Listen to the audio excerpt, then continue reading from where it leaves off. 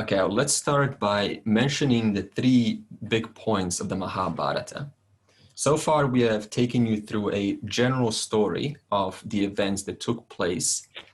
And what we want to do now is put it into a context of how does this apply on a mass, on a human scale, and both to you, so that we can see that Mahabharata is not just a story that happened at some long time ago, but it's a story that is applicable in all ages, at all times, in any culture, in any background, by any creed, as long as you're a human being, you are part of the Mahabharata. In fact, we are in the Mahabharata right now. So what is this underlying foundation that we all generally abide by, but we miss? So that's what the Mahabharata is bringing out, that which is missed out. And if we can align ourselves to that principle, then not only do you have a successful life, but also you actually end up evolving as a human being in the most effective, efficient way possible. So the first point of the Mahabharata is that the vision of black and white is insufficient. Most of us have this vision that it's either or. It's either like this or it's like that. And then we put a full stop. There's no other way. So to do this actually means I'm creating my own self-imposed limitation. Never mind the level 4 restrictions or level 3 restrictions. We create, that's easy, that's child's play. We create our own psychological restrictions in our mind by creating these black or white options. So it's either like this, and if it doesn't work like that, then it is the highway. It's my way or the highway. It's your way or it's my way.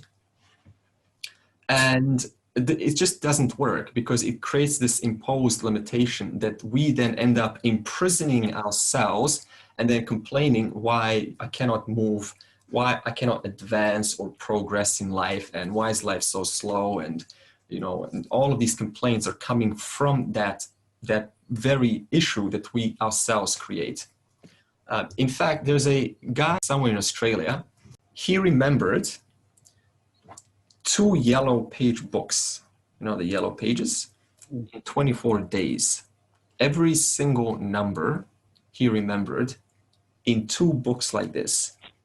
Now that's my kind of guy. In other words, what do we do, human beings do? We say, no, I'm too old, I can't remember. No, I'm too young, I do not deserve to be in this position.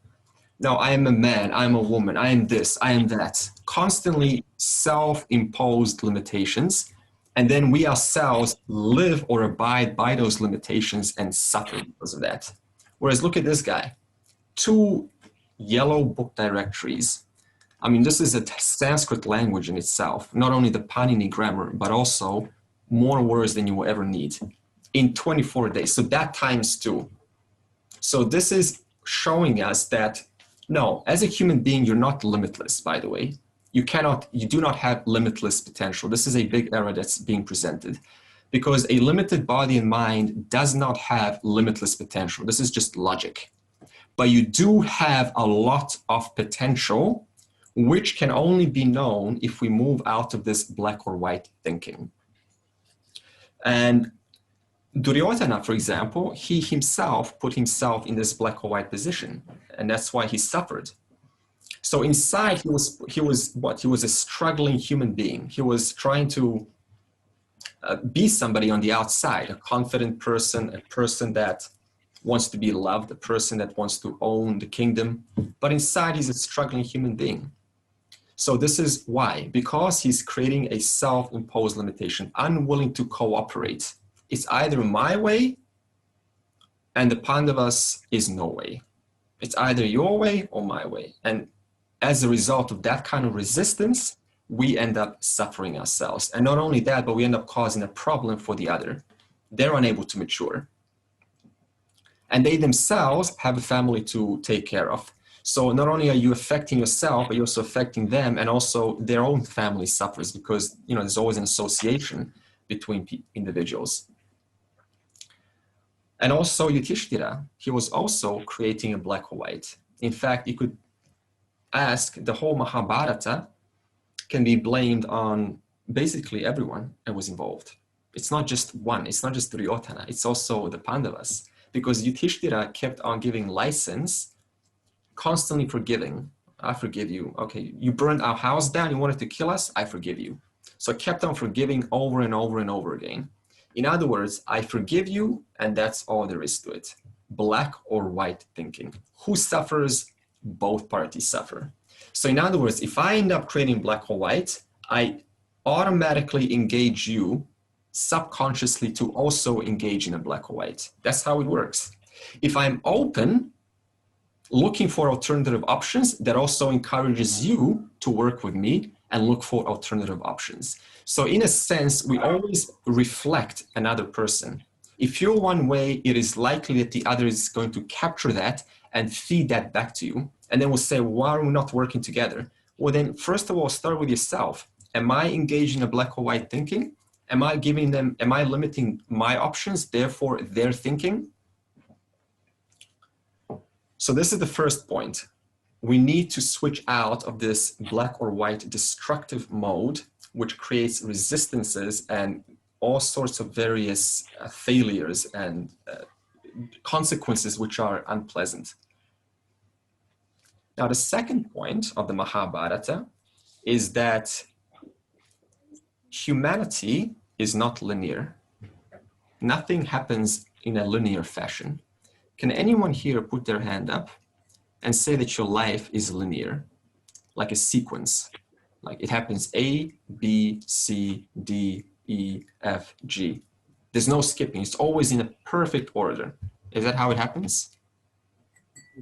No, no one's life is linear, but this is how we tend to think. We tend to think in a linear fashion. I first do this and then this happens, but it doesn't work like that. In fact, if anyone's successful at anything, it came at a cost of a lot of sacrifice behind the scenes. Is anyone successful at something? This is where you can gladly share your success and tell us how much sacrifice you took to be where you are today.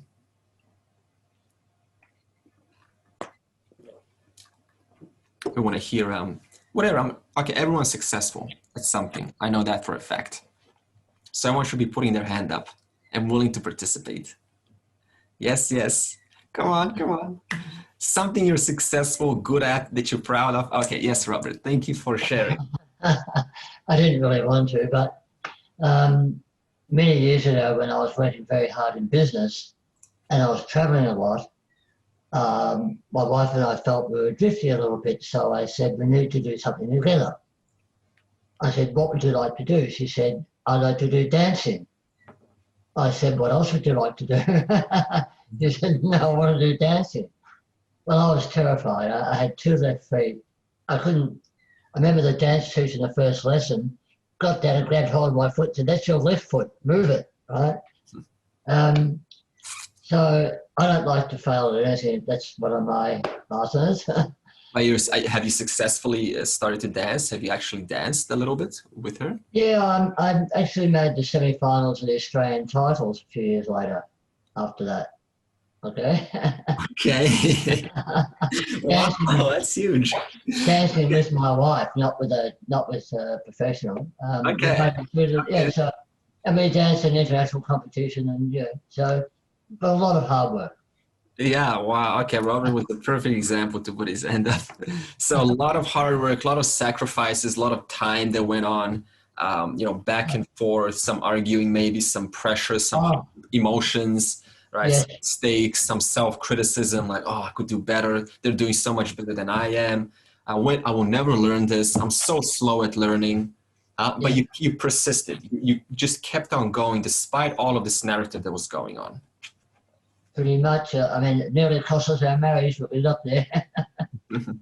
Wow, well done. Very, very. Thanks for sharing. Okay, so Robert has demonstrated to us that anyone successful has not arrived there in a linear fashion. The Pandavas didn't build their Indraprastha just by waving a magic wand or making a few negotiations. It was hard work behind the scenes. And because Duryodhana didn't understand this, he was thinking that it's all linear. that created, that added onto that jealousy in Duryodhana. So if we do not understand that life is anything but linear, then we will end up having these very distorted notions towards other successful people. But you have to actually appreciate how much work they put into. And we also have to understand our position in life. So this means if I don't understand what is my strength and my weakness, then it is not even possible to look to understand this linearity, because you'll be too obsessed with trying to figure out, where do I fit in this world?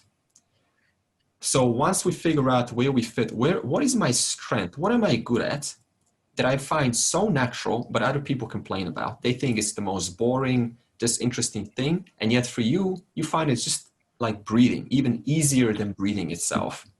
So this needs to be discovered so that we can then be successful at this very field. And that itself teaches you how life is not linear. So you can see how success also counts, because unless you have tasted some kind of success, then you won't quite relate to when I say that life is not linear. The person would think, I'm not quite relating. What do you mean? It is linear. Well, it's not. But you can only say that and recognize that if you've already been successful at something in your life. Okay. Now, the third point of the Mahabharata. Okay, so what's the first point? The first point is the vision of black or white is insufficient. Doesn't work. Point 2, life is not linear. It is anything but linear. And we have to accept that. Now, the third point. The third point is that even if a person is dharmic, like Yudhishthira, they're successful and they're genuine and they're authentic and they're honest, they're fair. It's called a dharmic person. Even if that is true, they will still struggle with the fundamental question of life. It doesn't matter if a person's virtuous. If a fundamental question of life is unanswered, there will still be a yearning for something more. No matter how much success one gains, how much they get, or how popular they are, how much charity they've given, if that fundamental question remains unanswered, there will be this yearning for more. And I won't know what it is. It's like an invisible thorn. And what is that fundamental question? What is the purpose of life? When all is said and done, when all of the charity has been given, and all of the good has been demonstrated in a society, so what? What of this? Where is this all going? What is the ultimate purpose of life? And what are we all getting towards? What am I coming towards? Why am I doing all of this? What is my incentive for doing good, for being wise? This has to be known. Otherwise, this yearning continues. So it doesn't matter how dharmic or skilled the person is, this fundamental question still remains unanswered. Now, the question for you that I have is, why does a dharmic person not come to the fundamental questions of life? Like, what is the one reality behind all appearances? Or what is the ultimate purpose of life? Let's keep it simple. Why do even dharmic people not say this question? What do you think it is? Actually, before you say, I'll give you one idea just to get you started. One of the reasons why even a virtuous person does not engage in the fundamental questions of life, but rather sticks with situational questions like what we need to do next? How do we, now create peace in this situation? One reason is they simply do not devote enough time onto the fundamental questions. Simple as that. Because you only got 24 hours, not even 24, but you wake up with 15 hours a day. Then whatever you got in your life, suppose it's your family, some work, that takes 8 hours. Tired, probably going to sleep another 1 hour. Then, you got your spouse, that's going to take maybe 2 or 3 hours. If you've got some hobbies, that's going to take another few hours. So how many minutes is that left to actually engage and say, what is the purpose of life in the first place? So let me ask you, why do you think that a dharmic person, him or herself, does not engage in the fundamental questions of life? I like to say, I think it's mainly because as a child, you're brought up in a particular environment, Yeah. and you're taught certain values, and you feel that that's the way of life to live. This is how life is to be lived. Good. So you learn a lot from your own family environment or from the elders in the family. Yeah, excellent, excellent. So what Madhu is saying is, I've grown up to think in a certain way, and I've accepted it as the final reality. There's nothing more than what I've been told. And that just doesn't give me any incentive to question, because, hey, parents were there, and, you know, the Bible was there, or whatever religious book was there. You know, I'm okay with it. There's no need to inquire further. Good, Madhu. Anything else? Why does a dharmic person, even a good, virtuous person, not engage in the path to something much bigger than just being wise and dharmic? Maybe they haven't recognized the limitations of artha and karma. Okay, yeah.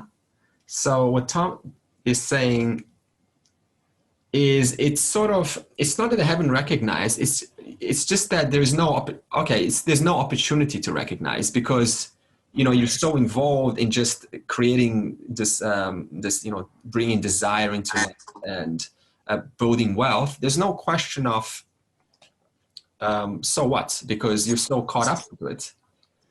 However, I want to challenge you on that one, Thomas.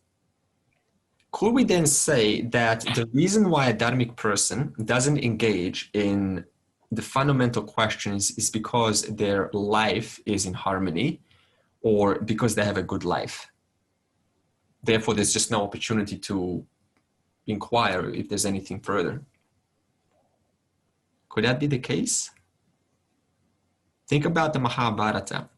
The Pandavas were highly successful. Was their life in harmony? I don't know the full story of the Mahabharata. Okay, it doesn't matter. But can you tell me one person whose life is in harmony? Perfect harmony every single day. Honestly, you can't find one person. Even if someone says it's probably not true, you just look at their life behind the scenes, there is some limitations there in life, one way or the other. So we cannot say on one hand that a person's life that hasn't been taken towards the path of asking the fundamental questions is because they're so engaged in their wealth and their desire and their enjoyment, because the Pandavas, you know, the whole Mahabharata story tells us that no one's life is in harmony, right? Even if you're enjoying yourself and you've got all of the money in the world, it doesn't mean that, it doesn't say anything. It doesn't say that I will now start to engage in questions of, you know, is there more to this? Okay, anything else? The question? I think, Andre, I think we are always, since born, go into the brahmacharya, grahastha, vanprastha, and sannyas. So that really means we are born, we become, and we are doing our duties in different aspects of life. When it comes to the later part of life, in my own situation, now I'm beginning to think, why am I here? What is the purpose of life? Otherwise, these thoughts don't come, because we are in the cocoon of daily life and doing things. So the question to me is, why does it come in later part of life when we have finished all our duties, so-called duties? Yeah, okay. So why does it come later part in the life? Because, you know, as Thomas was saying, maybe that's the time when you actually finally recognize that there are some limitations. Some people take short time to recognize this, and some people take much, much longer. The other reason is because if you're successful early on, then you've probably seen all of the limitations in the very early years of your life. Whereas those who put aside their success and they kind of like just get along, right? Just get through the day, then it's highly unlikely to recognize these limitations in a early stage of life. Okay, now I'll give you one reason. Another one is, what about one has already decided that what I'm doing is already the best there is to do, and there's nothing more to do? That's actually what Mathu was saying. Have you ever heard yourself saying, or not yourself, but anyone, hey, I'm already doing the best I can, I can't do any better? So that in itself presupposes a lack of incentive to do any better, to look deeper. But Andre, doesn't Yeah. doesn't that change at every stage of your life? Like when you're a child, you have different purpose of completing something, and then as you grow as a teenager and adult, and then as you grow into a person, of a different status altogether, when you brought up kids and there's always different purposes in life. So it never stops. Yeah. Okay. And even at this age, it never stops. It keeps going with the purposes. Okay, good. So what Annie's saying is she's bringing up she's now bringing category 1, that is situational purposes. But I'm talking about the purpose onto which all of these situational purposes are at the whim, at the behest. Or let's just say all of these, why am I doing all of these situational purposes? That's the question that I'm posing. Why am I becoming this, being that, trying to be happy in this way, in that way, in so many different ways? What is that fundamental drive behind all of my life stage purposes? Can I you see a difference between the two? I think in the pursuit of life, and we all feel and chase after happiness, something that from outside us, and we think that other things, other person, other objects will give us the happiness. But in actual essence, we don't realize that happiness is within us. And the pursuit of life in every stage that we go through is assuming that happiness is going to be there somewhere. Do I make sense? Yeah, okay. So we put happiness, we assume that it is somewhere else, external to us. Yeah, okay. And we chase after it. Yeah, good. So, and then we end up, okay, so that's another reason. Okay, but see, then that would imply that I'm supposed to look for happiness, but I still don't look for happiness out there. So we still haven't gotten, okay, that's one possibility, but it still doesn't guarantee that I will look for the fundamental purpose and fundamental meaning of life, even if I think that happiness is out there, even though that could be one catalyst. Okay, another reason is not enough pain in life. Some of us have just actually have a lot of respect for those who have gone through a painful life, because if you ever notice someone who's gone through that, some kind of pain, they went through some loss or they've seen something terrible, there's this maturity about that person, right? And then you can actually you can actually kind of relate with that person versus one who's just coming, putting on this show that is everything's fine, there's no problems, and I'm a happy person. There's no connection there. It's fake, it's empty. So pain is a great catalyst to move, to think, to start an inquiry into what is a larger purpose and meaning of life. Another common is superficial knowing.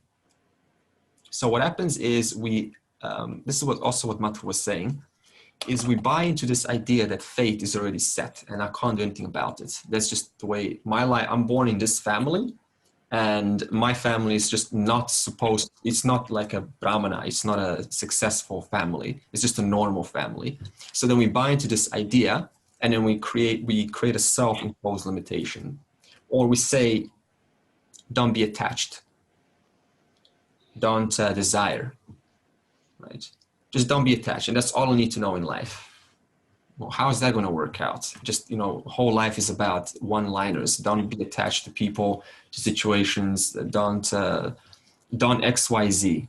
So this is all superficial surface knowing, which stops the inquiry further. What about an ambitious life. A lot of ambition. Duryodhana had so much ambition, so did Dhritarashtra. Always wanting to make something happen.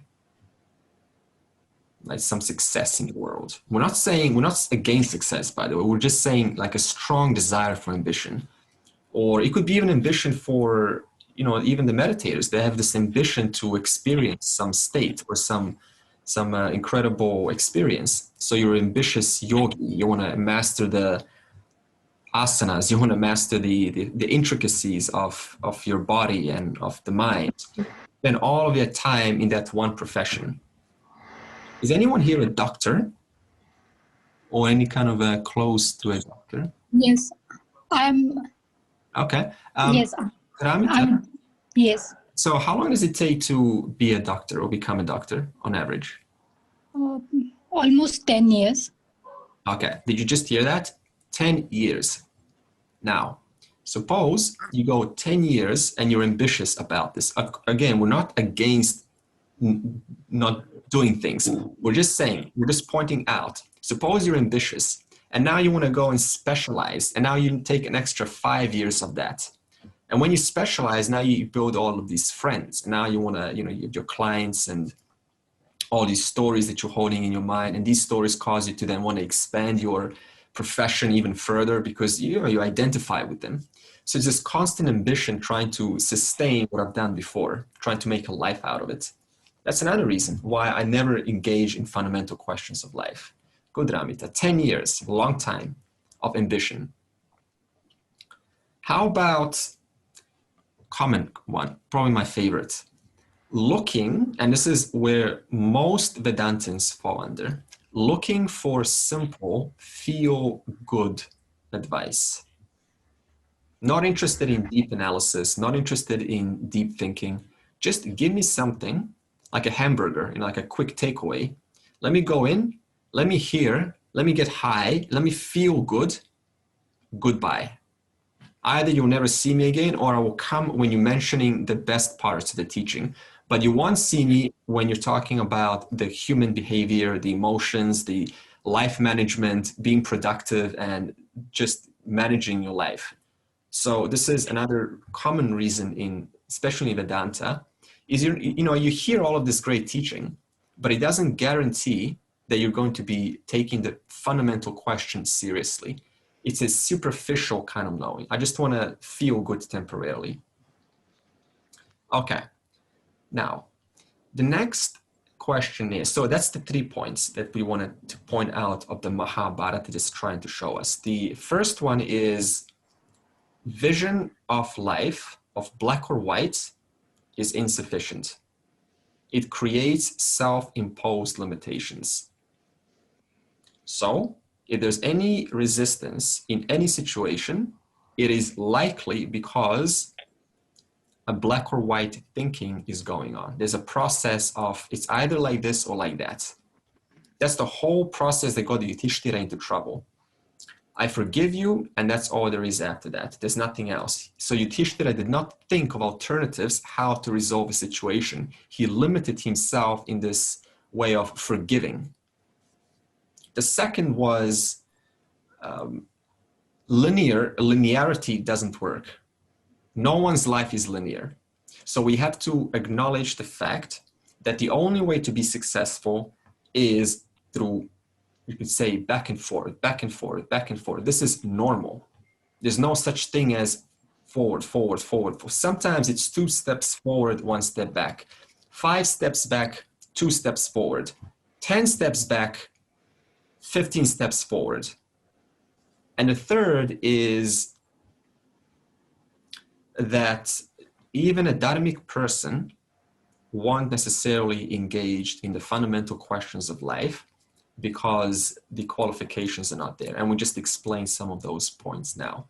So now the next question will be, what then does it take for the teaching to actually capture your curiosity? Because we've just now established that being dharmic does not necessarily guarantee that, but what has to happen to be hooked, to have an interest or to take an interest in a teaching of the fundamental questions of life. What is the larger meaning of life? What of all of this, when all is said and done, where is this all going? What has to take place? So the first point is you need to see the value of the teaching. And what does this mean? It means I need to see how is this applicable to me, and that requires maturity. If you show Vedanta to someone who's after chasing experiences, they will either say it's too abstract or they're not going to come back because it's not relevant. So they have to see value. How is this actually, in what way does this help me to discover that happiness which I'm seeking? That requires thinking. That requires some logic. That requires some reflection on your own life. So this means the person has to be mature, number one.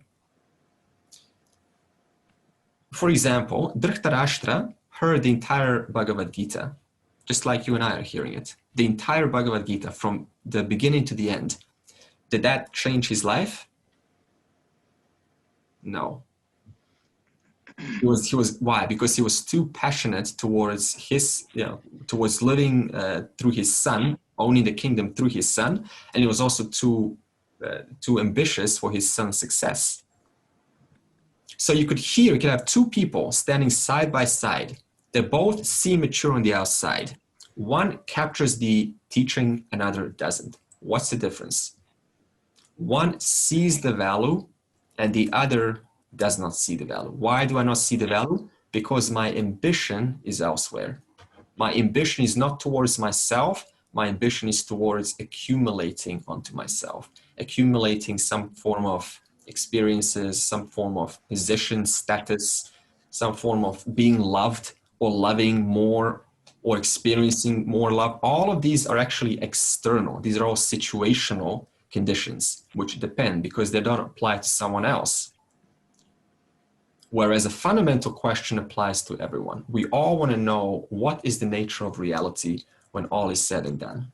What is the substratum which inheres in all appearances that I'm seeing, that I'm witnessing? So the question now is, what are the entry points to discover a teacher who will actually show you a greater vision of life? What are some entry points on the part of a potential student? What do you think it is? Google search. Okay. All right. But what instigates the Google search? What's going on in the mind of that Google searcher to actually type in teacher of higher truths? Wanting to know the purpose of life and who we are, other than the body and the mind. Okay. What will cause to want that? That's what I want to know. But what has to go on in the psychology of a person? Maturity. No, go ahead, Rani. It's okay. Mother, go ahead. Matu? I was going to say there's an inner dissatisfaction. That will be the stemming point, and that dissatisfaction can be caused through some pain or not being able to get something that they wish. Good. Some sort of a pain and dissatisfaction. Yeah, you see. So to them for some higher knowledge. Okay, Matu again is super accurate on this. Rani, did you want to say something? No, I wanted to say that comes a time when actually you feel matured enough and you've been inquiring all through in bits and pieces, but then there comes a time when you want to fully inquire. Yeah. You're ready to inquire. Yeah, you're ready to. So many things happen behind the scenes. We don't exactly know because it's different for every individual. But we can also say that the primary reason is that turning point which we discussed last week. Especially when faced with a confronting, overwhelming situation like Arjuna has been at the Kurukshetra. He saw the enormity of the two armies and he's like, oh my God, what am I about to do? So many are about to die. And that's a painful thought to take in. So that forces that inner search for something much greater than just the situation. How do I eliminate as many people as possible? So again, it depends on how mature the mind is. So emotional trauma. Any other ones? Any other entry points? I was just thinking, Andre, if people only change if they want to change. Otherwise, if you can tell them anything and they won't change unless they want to do it themselves. Yeah. Good. So I think with Duryodhana, he wasn't interested in changing himself.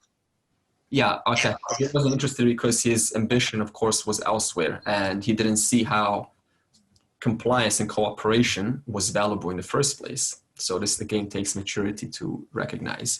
And the other, another reason be simply the recognition that I feel like I don't know anything. I don't feel like I don't know anything. Yeah. Okay. Like I know when I came to Vedanta and when I listened to you and other teachers, there was that recognition that I didn't feel like I knew anything and that I had so much more to learn and to know. Okay, so this is a humble approach. So this is an approach where the mind needs to come and actually see its own lack of knowledge. And that takes a lot of maturity. And then on the basis of that, go, okay, I need to fill this gap. I need to fill this emptiness that's clear within me. So this is what Thomas is talking about, is actually incredible maturity. Because see, what he just said was separating the buddhi from the witness, right? Creating those two distinctions. Whereas for most of us, we cannot do that. We see what we know is all there is to life. It's like a private world, and that becomes a reality for us. So through the course of time, we need to step out and we say, okay, so there is an ignorant person here who needs to get educated. So let's take this ignorant person to the right environment and let's educate him or her. Good, Thomas. Another reason is there needs to be a sufficient balance between rational thinking and emotional thinking. Think about it this way. Suppose that a person is overly emotional. What's going to be mostly on their mind when it comes to life itself? Things like, how do I, how do I get more hugs? Or tell me that you love me more often. Or, let's improve our relationship. Very common, like relationship therapy, right? It's all on the basis of emotional, not always, but, in some cases on an emotional need. Or having more friends, because that's an emotional satisfaction. Or just having like that security, that warmth, that protection, that is all an emotional, which is fine. But if it's overly on one side, then that's not going to instigate the other question of what is the bigger purpose of life. Now, the other hand is over-rational. This is, I think, more of a male issue. And this is whereby we basically discard any need for, we end up trying to dissect everything in a dry, in a more analytical way, right? So it becomes a sort of I end up breaking everything down just so I could intellectually look at it, just so I could, kind of analyze it as though I'm a doctor looking at that. But that's not the point. I'm supposed to recognize that that is meant for me instead of me dissecting that. So do you see the difference? So one takes the intellectual approach and then they make it a whole big factual thing about it. And the other is more concerned about that warmth and that security and that feeling of love and loving and company. And so we need to bring these two together. And when they're together, then you can think, as Thomas was saying, that, hey, despite me being emotionally and rationally balanced, still there is something missing. Okay, now what was it for Arjuna? What caused Arjuna to inquire into this second bigger question? For him, it was just the enormity of the situation, the overwhelm. Put yourself in his place. Easy to talk until you're actually right there, facing, being confronted with what's about to happen. So we can all relate to Arjuna in this case because he is being sincere. He's saying, I don't know what to do. However, Arjuna went the other extreme. And this is how we can now tie in our own mistake with what Arjuna was about to do. What did Arjuna do at the battlefield, Kurukshetra? He said, I'm feeling weak. My knees are weak. I'm feeling, my resolve is failing. what do I do? So what did he do? He actually wanted to go to the extreme of abandoning his duty in order to pursue the second question. Isn't this how some of us go about our life? So we come to a turning point and suddenly we now drop everything else. And the relationship with that everything else starts to suffer. So by the time we fix this up, when we go back, now we have to attend and fix that up. So life becomes about fixing things. And then when we go back into that thing, then this starts to suffer. You see how it's out of balance? Mm. Yeah. So this is an important point, is we often go, again, this is again black or white thinking. It's either this, and I attend just to this and ignore everything else. And then while you're attending, all of your other skills are failing. And then you go, oh my God, I need to, like, you know, go and catch up. And then you go back into B. Constant black or white, black or white. So this needs to be a balance between all things. This means you need to recognize what roles in my life play and why is it providing me the value. If you don't recognize that, you will abandon it in one split second. So this is what happened to Arjuna. He forgot his duty, and then he created different reasons why he should abandon and not fight. Now, the question is, what reasons did he rationalize? Okay, so where are we now? So what we're saying now is, when I discover the need to pursue the fundamental question, I then end up likely abandoning my duties in life. Family, kids, relationship with spouse suffers. And then we rationalize. Now, what was it in Arjuna's case? How did he rationalize? And this is where I would like to bring a quick chart that I've put up and show us Arjuna's reasons for rationalizing.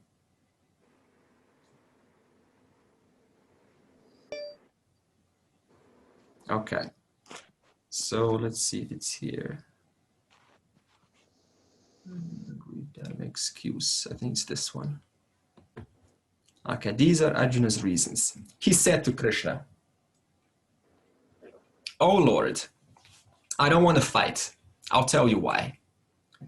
First of all, war causes destruction to family. Absolutely true. It's going to wipe out it's going to cause family loss. The children will be without their father. There will be widows. There will be lots of tears. There will be just sad moments, whichever way you look at it from. When the war causes destruction to families, what happens then? Destroys family culture and values. That's the next logical step. Because who's there to preserve your family culture and values?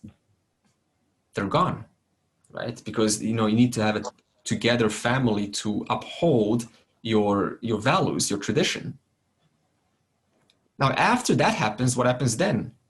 Because the men are not there, since they've all died in the battlefield, it increases unrighteousness, because who's there now to protect the woman? Now they'll be exposed to impurity.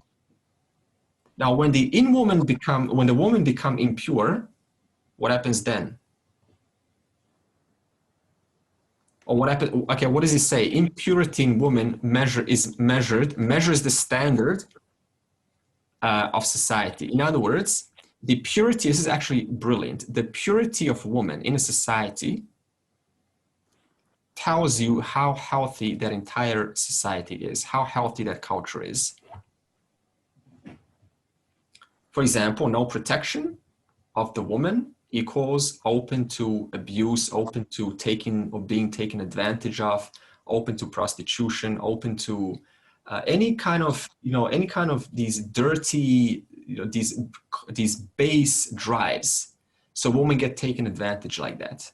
Why? Because the man is not in her life. Why is the man not in her life? Because the war has caused destruction to families. And then as a result of that, what happens then? It causes admixtures of castes. Now, we're not saying that, we're not trying to create now, only marry your caste. That's not the point. But the point is, if there is no traditional values in a family, then you don't know where you stand. And then what happens then is we're open to anything that is available for us. In other words, we settle for that emotional satisfaction. I want to feel loved, so I'm just going to take up whatever is good for me.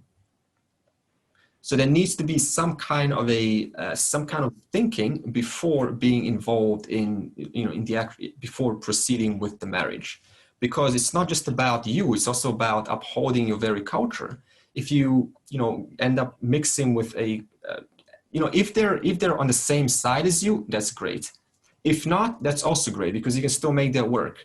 But suppose that you have carry this enormous knowledge, and you end up mixing up with a culture that takes you away from your knowledge. What happens then? You then never get to say or expose that to your own children. So your children then don't pass that on and continue the tradition. And through the course of time, the tradition dies out. And then one day we're saying, what happened to that tradition? Well, the answer is, you can see a nice, beautiful timeline here of how it all carries forward. Okay, and the other reason was he worried that he was going to go to hell. So just think about it this way. Suppose that someone gives you a gun and says, you're the only person that can go and help those hostages. Just go over there because you're small. You can fit through that little hole, and just go and shoot him. Would you just do it unwillingly? Would you just have no issue with that at all?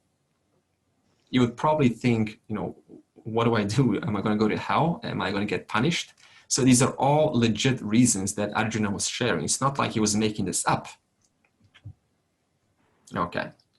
So this is his reasons for not wanting to fight. However, he was right, but he provided this as an excuse not to pursue his duty. So that's the difference that we have to make, that little distinction. There's one difference between demonstrating what is right and wrong, and the other is demonstrating what is right and wrong for the sake of making an excuse so that I don't have to do what I need to do. Okay, let me stop this.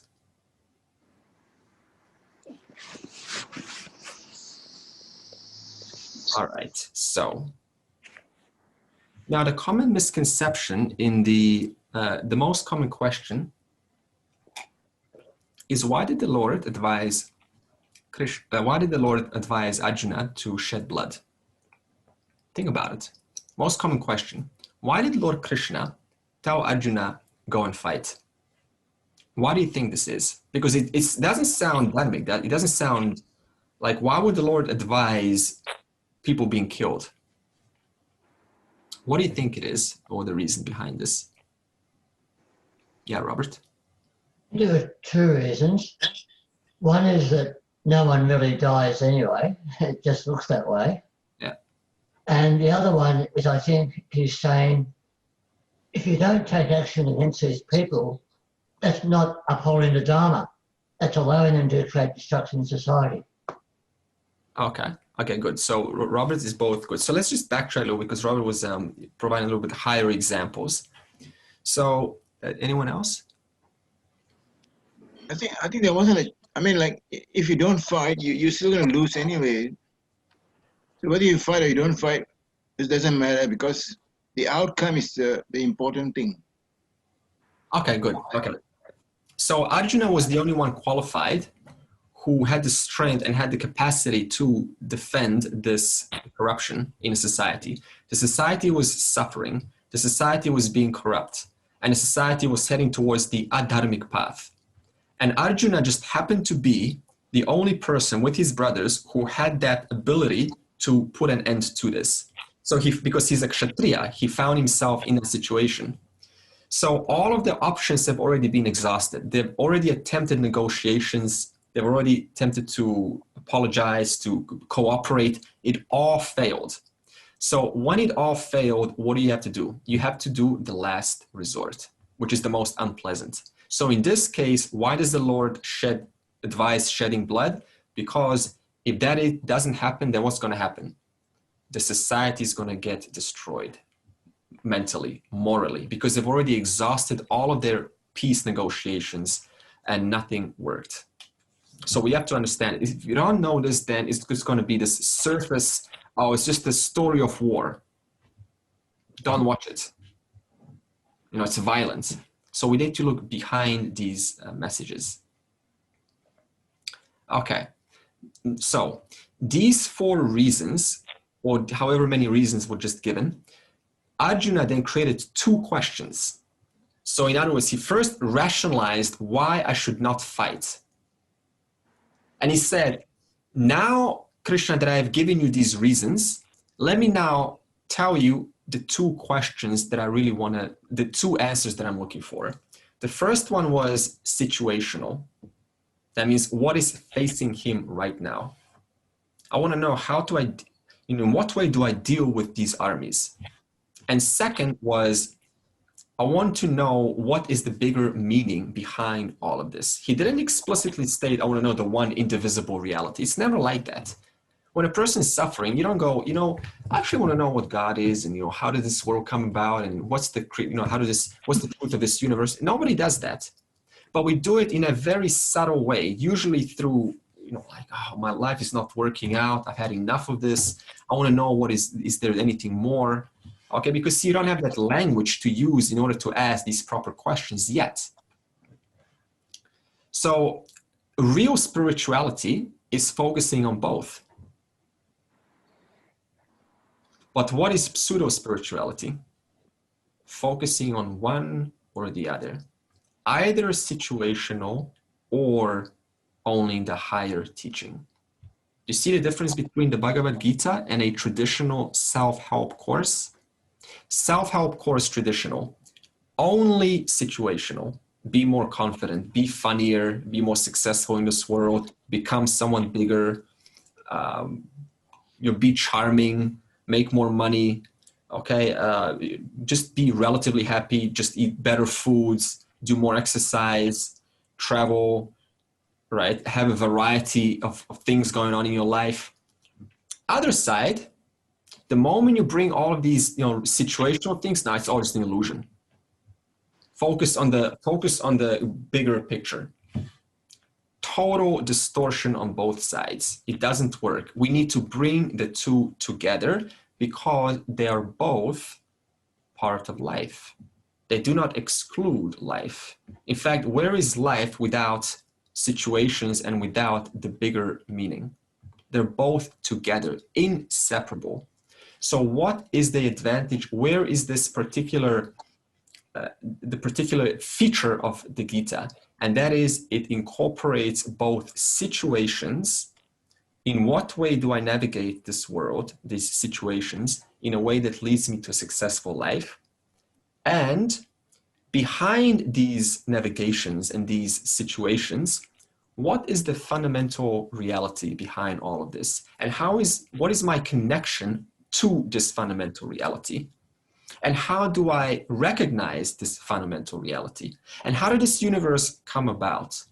And what is my connection to that intelligence because of which this universe is here now and will still be in a potential one day when it resolves into an unmanifest state, into a potential state. Okay, so these 2 need to be together. If one of them is only present, like situational, it will lead to a never-ending yearning for more, always wanting to improve myself, never recognizing why. And the reason why is because I have not attended the second.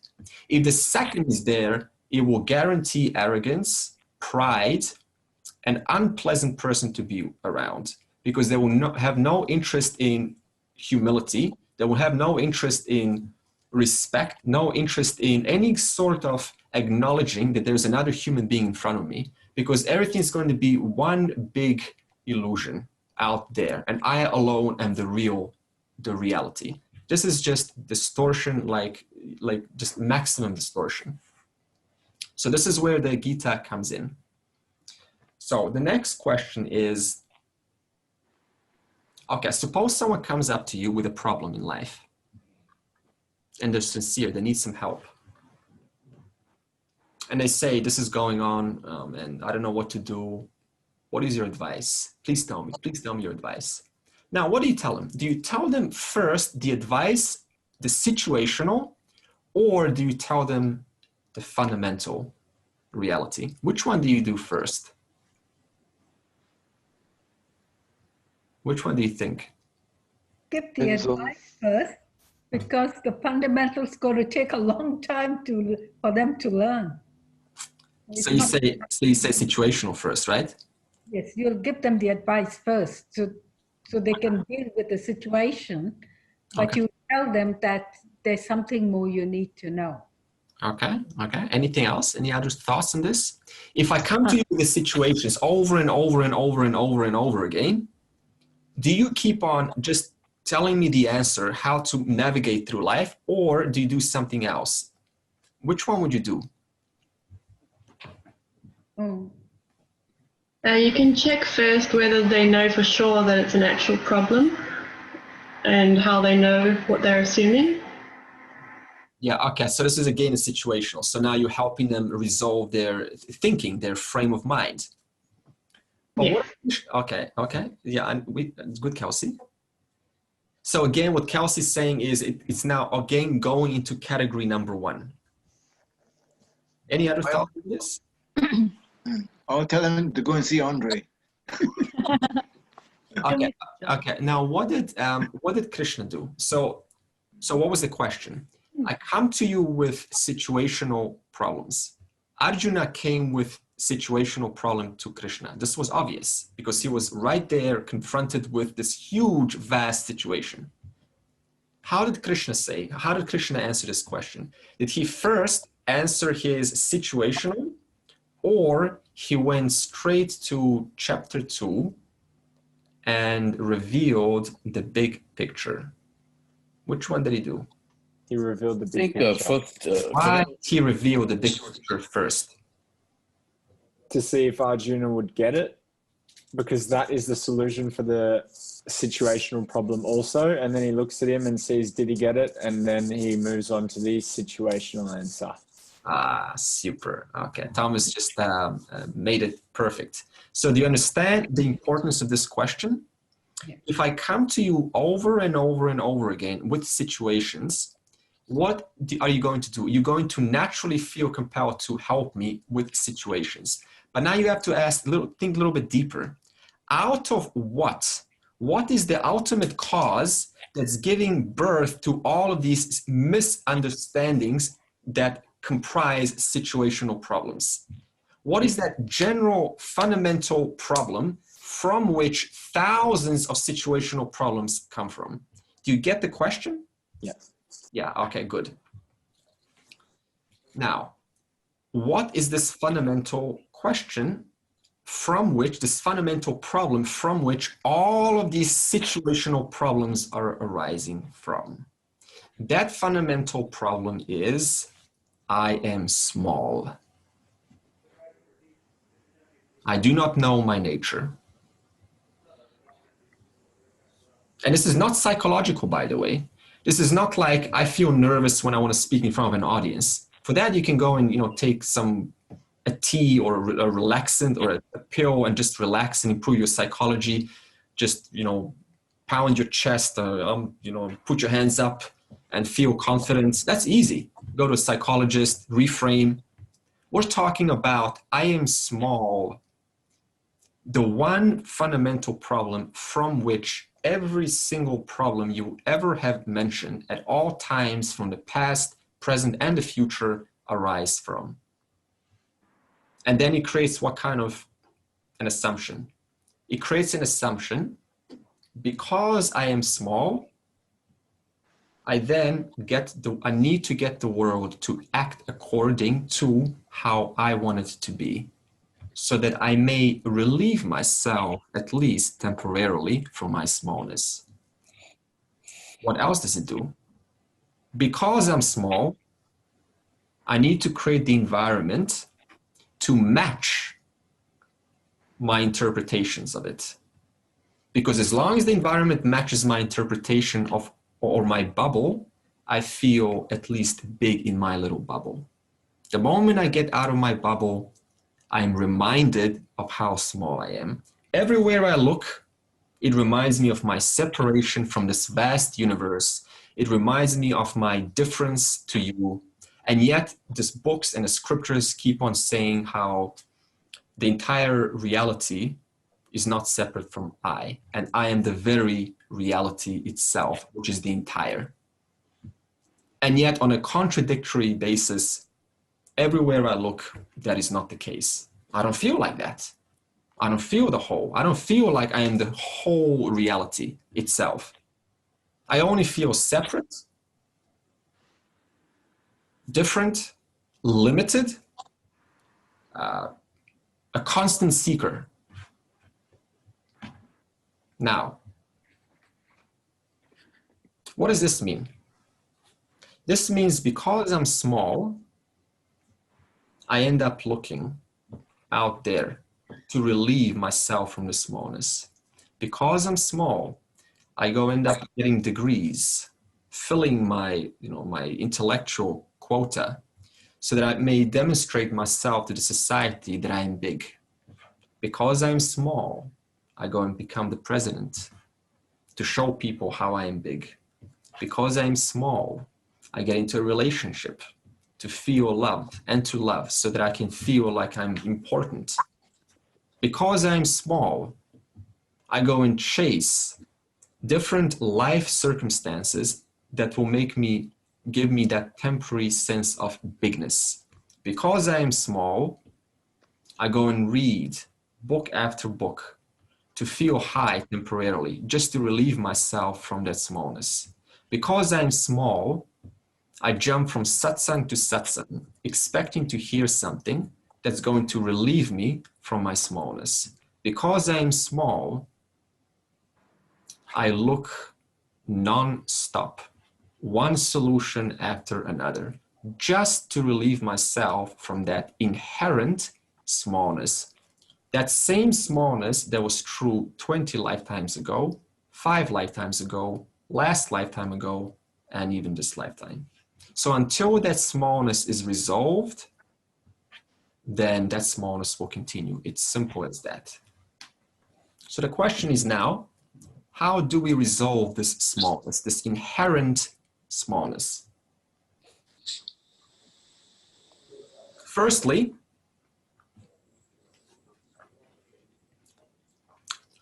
think about it this way. Just the fact that you want to relieve yourself from smallness implies what? There is inherent partial knowledge that I am much bigger than I take myself to be. Think about this. If you didn't have any knowledge whatsoever about who you are, there will be zero incentive for betterment. But that's not the case. We all have this need to better ourselves. Never mind how. Some of us want to better ourselves through being more beautiful. But what is being more beautiful implying? What is the ultimate reality? That which is the most beautiful. So what do? I then superimpose what I partially know onto this physical body, and I make this body beautiful. What is the total reality? All knowledge. So then what do? I superimpose that all knowledge onto this mind. So then I go and educate the mind for more knowledge. So anything I do as a person, I'm actually trying to what? Come closer to that which I inherently know that I am.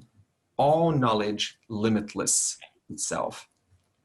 But because I don't know who I am, I superimpose that partial inherent knowledge onto these attributes of this physical body and this physical mind. And it doesn't work because the mind and the body is limited. So you can never give it limitlessness. But we inherently know that I must be limitless. That's why, you got these movies. The moment you create this, limitless movie, like, wow, let me see, wow, I'm limitless. And let me just lose my sense of limitation. Let me just sit down in a cinema and feel how I am limitless. So these are all these fantasies that are showing us how we all inherently identify that we are much bigger than this limited body mind. Otherwise, nobody would have any incentive to improve. So this means there is no such thing as total ignorance. We all have partial knowledge of who we are. That is a fact. But we don't know exactly who is this that I know that I am to be. Who exactly is this? And what is the real nature of this person? And what is the relationship between this person and the whole? Okay, now, and lastly, what I want to say is, what happens if you don't know this bigger reality and you think that this reality is separate or away from you? What happens then is small things become a big deal. Isn't that how life is? Small things become a big deal. Glass falls down, it breaks, big deal. Pandemic hits, big deal. Sore back, big deal. You come late by 5 minutes, big deal. Whatever happens, big deal. Whole life becomes a big deal. Why? Because I have not assimilated or have not gotten the full picture. So the only picture that I have is this world that I see, this world that I perceive through my senses. It becomes the only reality that I can speak of, that I can engage with. Therefore, it becomes the big deal because it is the ultimate reality for me. So, before we go into the reality, I want to now first give us, what's the time? Okay, good. The summary of Kurukshetra. Okay, new topic. Summary, what happened at the Kurukshetra. War is about to begin. We talked about the mindset of Dhritarashtra, Duryodhana, and Arjuna. What's Dhritarashtra's mindset? Dhritarashtra knows this is the venue of battle called Kurukshetra, more like the venue of life. And he knows inherently he knows that this is actually a war, a battle between Dharma and Adharma. It is not just an ordinary battle, but it is a beginningless battle. A battle that was true in the last Brahmaji day, as is true now. Constant dispute between what is right and what is wrong, what is false and what is true. He knows that. He even admits that. So does Duryodhana. Duryodhana says, I know what is right, but I cannot get myself to follow through. I also know what is wrong, but I cannot get myself to withdraw. This is a fact. We all have inherent knowledge of what is right or wrong. But the question of whether I can follow what is right or wrong, that's a different story. Now, Dhritarashtra said, I know that I am on the side of Adharma. I also know that my sons, my Kaurava's sons, are on the side of Adharma. But I can't help myself. I can only witness because I'm too ambitious for my son's success, and I'm too ambitious for the kingdom. Now, what's the mindset of Duryodhana? Duryodhana's mindset is one of insecurity. How do we know? Because the first words that came out of his mouth was, he turns back and he says, these men have given up their lives for me. Now, think about it this way. Pause there. Suppose there's now a war, and the men here who are young, like myself and Thomas and a few more, who else? Okay, we're all young now. And we get a letter, recruitment letter. We have to go to the army. And you know what's about to happen, right? You have to fight for your country. Now you're there, right? And you know this is like terrible, right? Someone can shoot me any moment. I miss my family. And the general in front of you turns back and says, these men have given up their lives for me. You're not giving up your life for this general. You found yourself there by force. You just found yourself there. If you could, you would not be there at all. You would be home safely. You would not even want to war in the first place. So to think like this implies there's a lot of conflict going on the part of the one who said that. It implies they haven't captured a vaster image other than this black or white. It's me and it's them. It's not like that. These are genuine people, genuine families. they have arts, they have professions, they have skills, they make people laugh, they have families behind the scenes. And just to brush it off as they've given up their lives for me, that's a very narrow mind that's speaking. So that's what Duryodhana has revealed himself about his words. Now, what's the time? Okay. What is the mindset of Arjuna? Arjuna's first choice was to go to the in between the two battlefield, the two armies, to assess the situation. He thinks twice before acting. He wants to look at, have I missed something? Let me get a chance to see. The moment he saw what happens, what's about to happen, he was shattered, overwhelmed by this huge, vast men, men, armies and armies and armies, long lines of men on both sides. And now the implications of what that means dawned upon him. And he didn't hide, he didn't pretend. He dropped his bow and arrow in fear, in sorrow. His voice obviously changed. He said, my knees are weak, my resolve is not firm. I cannot fight Krishna. I'm confused. So this is a character of honesty. Most of us would just say, oh, I'm the most valorous, I'm the most, everyone's looking up to me. I need to hold my face. I need to save face. I need to appear according to the image that I have of myself. But look at Arjuna. He didn't buy into this. The number one warrior who everyone knew on both sides, he let himself be seen openly. That's called being vulnerable. That's called courage. So that's the first thing we can learn from Arjuna. It is not about hiding our weaknesses, but only someone that is highly sophisticated, highly mature, can actually show their weaknesses, even if everyone is looking up to you as the example, as a leader in a society. So then he gives 4 reasons why he doesn't want to engage in the war to Krishna. First reason, he says, these are the people I love on both sides, right? Because he sees his brothers on both sides. See, there's no such thing as that side against that side. That's just a mental thought that has been established through the situation. If the situation is removed, it's just ordinary people hanging out in the same house. So it's just a dividing line that's been set up by the situation, but not by the person themselves. There's no such thing as him against me. You remove that variable, you're just having the same tea, same coffee in the same house. He then also says, I'm about to kill the soldiers on the other side. They've done nothing wrong. They found themselves there by force. If I could have it my way, I would want them to go home safely and kiss their children and their wife, hug them. So I'm about to kill them. What have they done wrong? Nothing. The third reason he gives is there are repercussions upon what's about to happen. And these repercussions extend not only the screams and the bloodshedding that we're about to see, they extend generations and generations. They extend to our woman, to impurity of our woman, to loss of cultural values, to children not having a father figure to look at.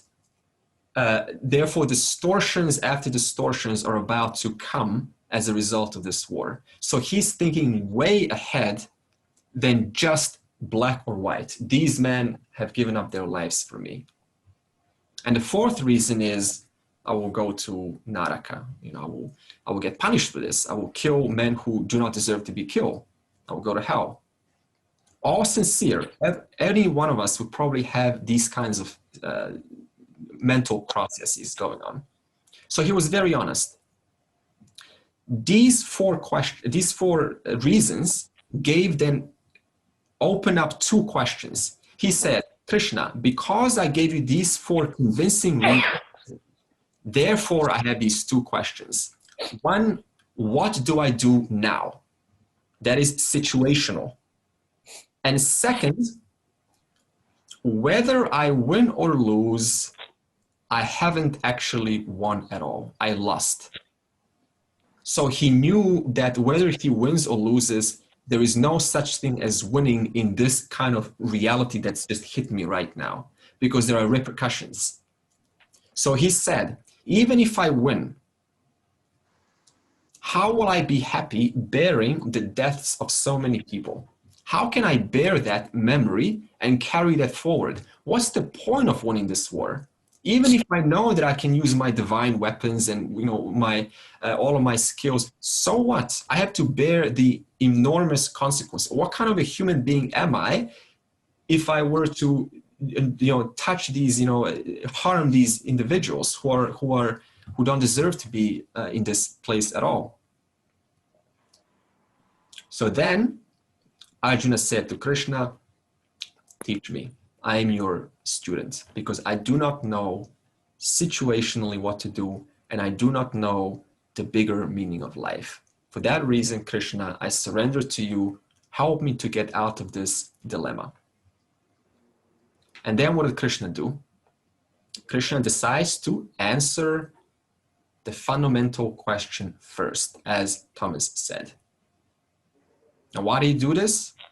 Because he knew that all of these fundamental, these situational questions, the confusion coming from Arjuna is arising out of lack of understanding of the fundamental reality that inheres in everything and gives rise to these situational questions, if you do not know this reality. So therefore, how is the Bhagavad Gita relevant to you and I? It is relevant because the Bhagavad Gita answers the fundamental questions that we all have sooner or later. And also, once known, situational questions as if become so much easier to resolve. This is why most wise people that you listen to or that you know, it's almost like they have an answer for anything. You ask them and they just have an answer. It's like, how do you have an answer for this? It's because the fundamental reality has been assimilated first. And out of that assimilation, it makes these situational questions so much easier to understand. It's not a mystery. Suppose that you go to a psychology class and you learn about human behavior. You learn about what makes people do what they do, how they do it, what makes them motivated and not motivated. And you learn all of this. And then you go out of this class. How are you going to look at people from then on? Much different, right? Because you have understood a certain reality about the human psychology. So therefore, if someone says, oh, I'm having some issues here and I don't know what to do, instantly you're going to draw from this psychology experience, and through that you can able to answer in a very helpful manner. But we're talking about a reality that is even behind psychology itself, the ultimate reality. Once understood, then any situational problems becomes so much easier to navigate. Okay, now the next question is,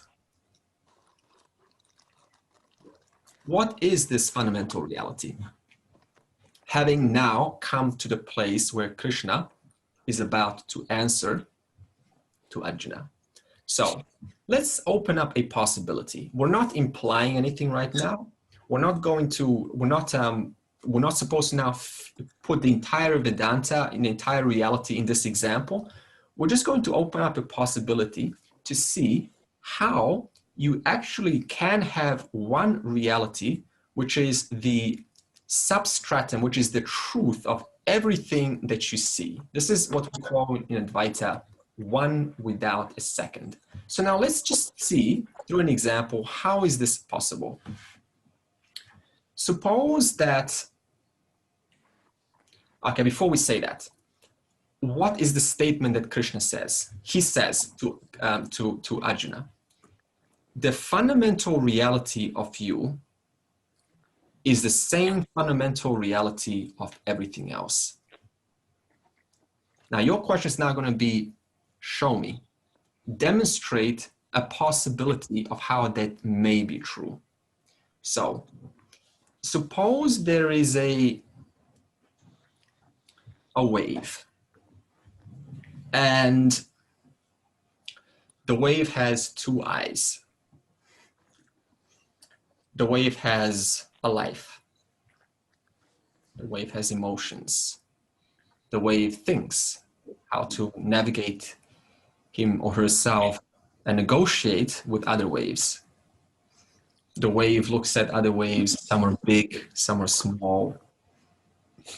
And sometimes the wave is jealous. It's like, oh, that's a big, big wave over there. So successful. Oh, this is a small wave. So cute. Such a cute wave over here. Let me pet this. Let me protect this wave. So all of the waves have two eyes. And they're all able to, see each other. So all they see is, other wave forms around them. Now, each wave is caught in its little story. What kind of story? Oh, yeah, I'm a wave that comes from this wave family, and this wave family has, in the ocean, of course, the wave in the ocean, and this wave family has a certain education, and I have a certain education, and I'm a certain person with certain accomplishments. Some things I've done, some things I haven't. I'm good at some things I'm not good at. So I know I'm limited, but I'm still quite, capable. I'm a capable wave. And my whole life revolves around seeing myself as a wave, addressing myself as a wave, addressing others as waves in the ocean, traveling to a different part of the ocean called India. You see more waves over there. Some are darker, some are lighter. Depends which part of the ocean you go to. Then you go maybe to South America, more waves over there. You go to Australia, there's some waves there. So every wave has a different accent, a different thought about itself, a different culture, different tradition. And it's caught up in its own story, who I am. Because all I see myself is this wave with form. I am so tall, I am so short, I am so intelligent, and so on. One day, a wise wave comes over. And the wise wave looks exactly the same, just an ordinary wave, right? Also with attributes, with maybe six-pack. One wave has six-pack, this one has not six-pack. One's thinner, one's a little bit bulkier, but they all have attributes. And the wise wave says, I'm not going to deny that you're a wave. In fact, I can't deny that you're a wave. I can't deny myself that I'm also a wave, because it's obvious I'm a wave. It's obvious you're a wave. You look like a wave, you act like a wave, you talk like a wave, you look like, it's everything about you is waviness, no doubt. So I'm not going to negate you what you already know yourself to be. I'm not going to say you're not a wave. But I want to show you just one more reality. Just consider it. I want to show you another reality that you may have missed. Maybe you have not considered, or maybe you have thought about it, but you have not considered it. And that one reality is a permanent reality. And that one reality is water. Well, what do you mean permanent reality? How is that true? Can you show me? Yeah. Because before you were born, there was water. Now that you're alive, there is still water. After you resolve, after you go back, you got nowhere else to go but into the water. So even before you came into this place now, it's not like you were not there. You were being formed. You were being constructed. The wave was slowly emerging from that ocean. So it's not like you were never there. You always were there, because you're not separate from the water. And then you came into this manifest form that you now see yourself to be, you talk about yourself to be, you speak yourself to be this wave. And then one day, inevitable day, you will go back nowhere else but into the very same reality from whence you came. You did not come at some point, but it does not mean you did not exist, because you were separate from the water. At some point, you arose from the ocean, and you were sustained by the very water. And then when one day you're no longer capable of, put mute here. Okay. And one day when you're no longer capable of holding yourself, you will go back. But where will you go back? Will you go back out of the water? No, you will go back to exactly the one reality that you were not apart from at that moment when you were in potential, at that time when you were manifest as a wave, and at that time when in the future when there's no more wave. So in other words, nothing, you haven't really gone out of existence. You're still the one same reality that was always true throughout the past, the present, and the future. So then the wise wave says, you don't have to negate yourself. You don't have to negate yourself as the wave. You just have to understand that essentially you are that water, that very water, that very reality, which is the same reality of all other waves. It's not like just you, the water. Everything you see around you is also that one same water. Everything you ever talk about is that one same water. Every emotion you feel is that one same water. Every doubt you have is that one same water. Every certainty you have about yourself is that one same water. So you only have to understand that there is one water appearing as many waves, endless, endless waves, coming, going, coming, going. Waves that are in potential and they arise, and then you talk about what an attractive wave. I want to marry that wave. And then you go back in nowhere but that one reality. So you were never apart from anything. You only thought you were. You only gave yourself an idea that I am apart. And therefore you were then looking for that reality as though it is somewhere over there. But what you don't realize is that whether you were looking or not, you were never separate from the one reality which is true in all existence, of all ways, throughout all ways, in the past, present, and future, whether unmanifest or manifest, or in potential. Now suppose the wave asks, this is really interesting, how do I become this wave? I like the sound of this. How do I want to become this wave? I want to become this water. How do I become this water? Now, what does the wise wave do? He says, well, I understand. All your life, you've been thinking in this context of, I want to become. I want to become a doctor, 10 years, right? I want to become a specialist. I want to become a teacher. I want to become a husband, a wife. I want to become whatever it is. So I don't blame you. I know you have this habit of thinking, I want to become something. But this is the only case where you cannot think like that, because you already are that very water, which is quite interesting. It's a paradox. You can become anything other than who you already are. And who you already are, which you don't have to become, is the very reality which you're seeking. Whereas becoming something else other than that one reality only gives me a sense of limitation, leads me to situational questions.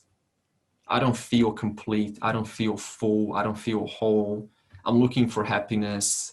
Give me happiness. Let me go and find another wave to marry and to have some fun there. Why?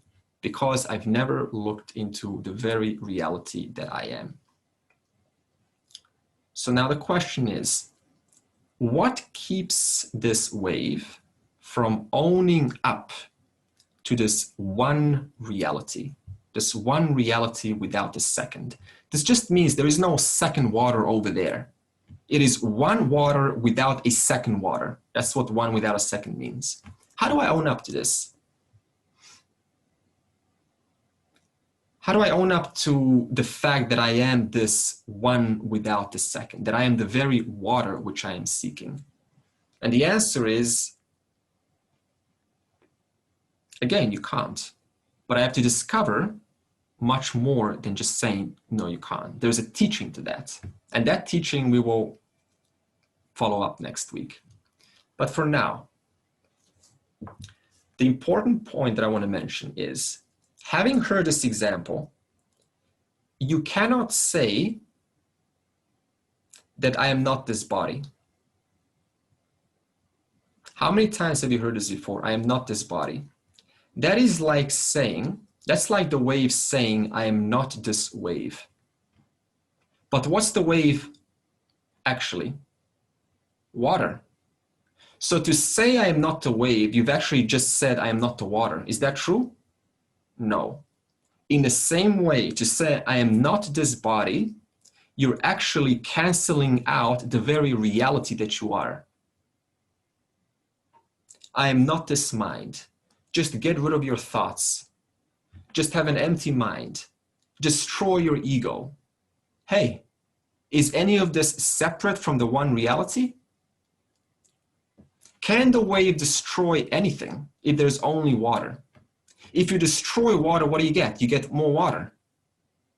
So in other words, we cannot destroy, there's no reason to negate our bodies and minds. There's no reason to negate anything at all, because it is the one reality expressing in different forms. And this is not about canceling out and living in denial about who I am. It's simply recognizing what is that reality which gives me the appearance of this body, and what is that reality because of which this body is, because of which this body is able to speak to you, because of which this body and this mind is able to recognize all of the other bodies and minds. We have to understand that difference between the two, even though they're one and the same.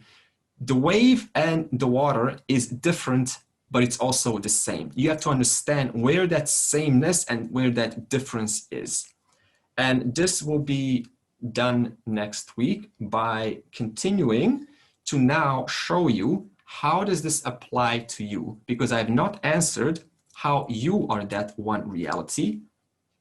I've only used an example to show you that there is a possibility when we say that all that is here is one without a second. There is actually a way to portray that, but it doesn't directly speak to you yet. This will be done next week. And then we will see how that is also true for you and I as a human being. Okay, 8:05, good. Someone put a chat here. Okay, that was Kritika. Okay, Kritika said we said qualifications for self-increase, recognition of the problem. Did not understand that. So Kritika said, what are the possible reasons for Kauravas? You want to say this through voice, Kritika? Basically, I just want to understand that like in some of the other epics, the asuras, or those who are on the side of adharma, they never really recognize the fact that they are doing something wrong. But here, like we discussed in the last class, that Duryodhana does sort of feel insecure because he sort of realizes that he is not on the side of dharma and he's doing something wrong, and still he's not able to change. So I just want to understand what could be the possible reasons why he's not able to bring about any change, because the first thing that we need to change is recognition of the problem, that there is a change which is required. But once we recognize that a change is required and we are not able to change, then what could be the possible reasons? Yeah, okay. One of the reasons is I think it was Matt who said it. There's this stubborn, strong certainty about what I know is already sufficient. So it doesn't give me any incentive to improve. And it just sort of, it's like a teenager, 15 or 16, right? Top of the world, they know everything. And you show them genuinely, there's much more. can't think like that. Let me show you a different way of thinking. No, I know better. But sorry to interrupt. But in case of a teenager, the problem is that they are so self-confident that there is no problem with them. But in what I am trying to understand is, in case of Duryodhan, he does recognize that maybe he is not fully right. So what is then stopping him from bringing about a change? Like even Dhritarashtra, he recognizes that there is a problem which is going on, and he's still not able to bring about a change. So if the first thing is that you need to recognize that there is a problem, because once you recognize that there is a problem, then there is a possibility of change. Yeah. It's just like with someone who's doing a scrupulous business practice. They know they're doing a scrupulous business practice, but they're unable to help themselves because the benefit that they're receiving is far greater than the other option, which is to comply and do it the easy way, and to share and to give 50% to the other. So the value has not been clarified. He hasn't taken the time to see how what he's doing is actually not healthy. So we need again to take this time to assess how this is actually affecting me negatively in the future. So another reason is because we get narrowed just on one single, like today, that's all there is in my reality, but I don't think about tomorrow. Yeah. So this again comes down to engaging my mind to see how my consequences are actually having an impact on me and the environment. But because I do not do that, then I just end up continuing to do what I'm doing now, justifying that well, not even justifying, just knowing that it's wrong, but having no reason to change. Because I haven't seen the repercussions onto me in the future. So it always goes down to what are the repercussions for you in the future. If I don't see that, guaranteed, illegal practices will be, very easy to do. All right. Yeah, that makes sense. Thank you. Any other answers to this? Why is it that sometimes we know what is to be done, and yet we cannot help ourselves to move towards the right path?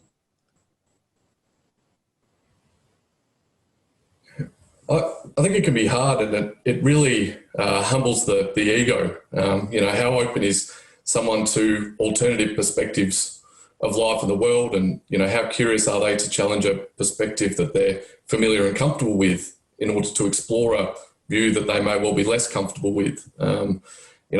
What's the motivation, particularly when it will often challenge the previous understanding of the world and pre-held beliefs, and that can be even more difficult depending on the environment you grew up in and live in, I guess, which is the case with the Kauravas. It's difficult. Yeah, that's a good point, because there's also this momentum. So, if you continue this path of unrighteousness and you just go day by day, then it becomes harder and harder to switch out of that, until one day the person ends up in jail because you've seen the cases where someone's taken out of prison, and what happens 5 or 10 days later? So a year later, they repeat the same offense in a different way. So it's such a strong that impression that's built in, that it's so hard to go against it. It's so hard. Even if I know what is right, it's hard to say no to it. I think it's Thank you. The ego doesn't let us surrender. I think even when we know, like, we have made a mistake, the ego still haunts us, saying okay, you can't be giving up now, so just follow. So the ego itself doesn't let us surrender to the situation or to mend things. Yeah, good, Jivita. So Jivita is saying also, sometimes we want to save face. There's a status quo to preserve what I initially put out. And it hurts me if I now have to show that I'm actually wrong. It takes some courage to admit that. So then we just continue our self-image that we have of ourselves, which is that individuality, right? I'm an individual who's confident, who is, and you want to show yourself that you're capable. So, there's a status quo to preserve that. So why admit that I'm wrong? Just build on the story. Yeah, but it takes courage to snap out of it and say, actually, I was wrong. I think I'm wrong, even. And even with Duryodhana, it was quite strong because he was never ready to listen to anyone. So his ego was very strong, and he was so strong-willed that he wants to destroy the Pandavas at any cost. So even when he knew like it was wrong. And also, he was supported by the peer group. The peer group always affects your decisions. Karna and Shakuni, they kept on reflecting back what Duryodhana was inherently feeling, and they just said, no, just here's let me support your existing thinking. So this means we have to also find a different peer group to help us snap out of our own old methods. In fact, in this game that I discussed, this Lila game of self-knowledge, you can see beautifully how what leads to adharma, what leads to unrighteousness, it is the peer group. Those who you hang out with, they significantly affect your way of thinking. And that way of thinking now, you have a friend. That's why it's hard to get out of a gang, because a gang gives you that love, that protection, but the gang doesn't happen to think righteously. And since you want that love and protection, you just end up being affected by the gang's way of thinking. Therefore, later on, the person comes out of the gang and says, I don't know what I was doing. They knew what I was doing, but it was hard to get out of it. So your peer group is hugely important. I guess that's one reason why these webinars or whatever physical meetings are important, because it's a reminder. It's a reminder for the mind how to navigate life, because it can always find a shortcut and think and then justify how what it's doing is right. Very common justification. Yes, Andre, there's also a self-destructive behavior like smoking and drinking alcohol, when the self-destruction is already repeatedly shown to you in the packet of cigarettes and things, and yet people continue to do that. Yeah. Because I don't know whether they don't realize the seriousness of the effects of the smoking, or whether the benefit from smoking, the pleasure they get, or the being in the group of smokers, whatever social networking that they get, is stronger than that understanding of the destruction that they have. Yeah, good point, Lee. Good. So that social connection is a incentive to continue smoking. Yeah. Yeah, this is why we need to look at our behavior and assess them with questions, because then you just end up doing the same thing. Okay. Anything else? I've got a question. Mm-hmm. Does the Mahabharata actually have does the story continue after Bhagavad Gita, and we do know who won the war? Jean is shaking her head. Do you know? So is there a story? So Lloyd, the question is there a story after the Mahabharata? No, well, after the Gita, but in the Mahabharata, and the war does go ahead, and does someone win? I haven't heard it. The Gita is actually part of the Mahabharata. So the Mahabharata is an entire epic, of which Gita forms a small part. Yeah, I know that. There's a story before the Gita. So I just want to know, did the war go ahead, and who won? Yeah. So the war actually happens, and the Pandavas do win the war. Good. And there is a long story after that as well. Yeah, it doesn't stop there. There's a continuation of that. Yeah. So Lloyd, section. So there's a section before the Gita took place, which we've just done. We've now come out of that section. Yeah. And there is that Gita section, which is a whole narration of the Gita, 18 chapters. And then even after the war, there's some talk afterwards. And also Rani was mentioning that Dharma Shastra. Was it Dharma Kshetra? Dharma Kshetra, right? Which I don't know, but apparently that's also there. But the only thing that it addresses is the effects of the Kurukshetra, how it's affecting today's world, like now, the generation after generation. Okay. So I think what the lady is talking about is a program. it's a TV series, I think, but it's not part of Mahabharata. As written by Ved Vyas. Kritika, I was wondering that myself. Is there actually a book that is according to what Rani was saying, or is that just made up? I haven't ever heard of this, and the context that they have laid it out. I mean, it does appear quite fictional in the sense that they're talking about there being a court, which she's talking about Dharm Kshetra, where all of these Pandavas and Kauravas, they all congregate, and it's sort of like a court, and everybody is talking about what they did, whether it was part of adharm or whether it was dharmic. So I don't think that has backing of the Mahabharata as written by Acharya Ved Vyas. Yeah. I think that is sort of a literary take on the Mahabharata and how people feel about the characters. See, this is exactly this is exactly what I was thinking, because I never heard of this, and I'm not interested in what's created. I'm interested only in the scriptural texts.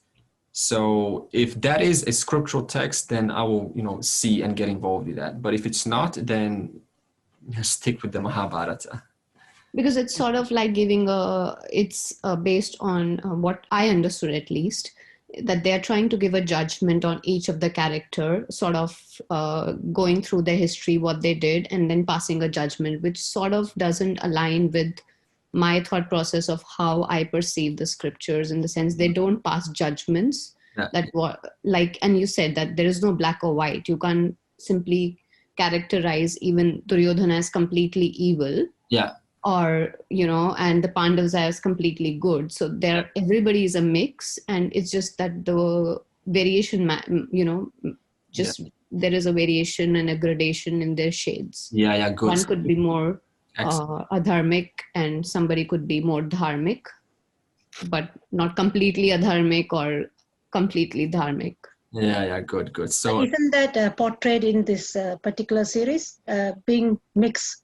Because Duryodhana had his dharmic part, and also had his, each one of them, there was no complete evilness. Yeah, Rani, does this go in line with the Rishis? Is this written by Veda Vyasa? Is this backed up by the Rishis, or is this created in 1980, 1990 by a few folks that just want to continue for the sake of entertainment? That's what I want to know. I don't know the details. It's just a hypothetical analysis of the war. Okay, so it's not in line with the scriptures. No. You see, so that's what I want to point out. And from tradition of Vedanta, then we keep this out from now on, because we don't now mixing the these texts that are trying to just for the sake of entertainment. No matter how smart they are, if it's coming from a man or coming from a person, it's probably biased, right? So we only stick with the Rishis, with the Mahabharata, with the Upanishads, because that is the eternal knowledge. Yeah, so I just want to bring that out, because this is not about mixing now all sorts of things into this program. Okay, but thanks for sharing. It sounds definitely fun to watch. I wish it was made from the Rishis.